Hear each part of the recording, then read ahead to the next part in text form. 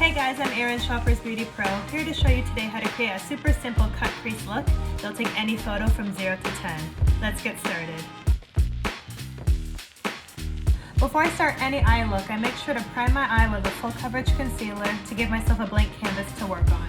First we're going to go in with a matte brown shadow, this is called our transition color, and work our way up towards the brow bone, making sure to leave some room for our highlight under the brow.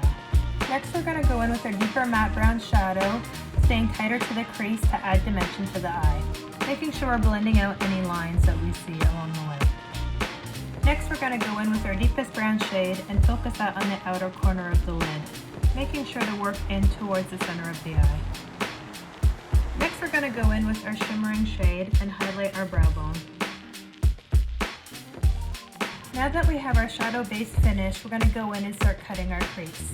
I always prefer to cut my crease with a liquid shadow because the pigment is very strong and it lasts all day. A winged eyeliner complements any cut crease look.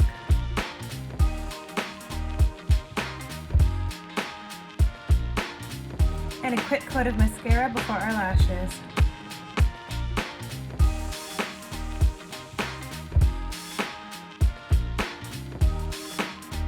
Last but not least, we're going to take that same dark shade we used on our outer crease to smoke out our bottom lash line and add some mascara. And there you have it guys, a full glam cut crease look. Thanks for watching!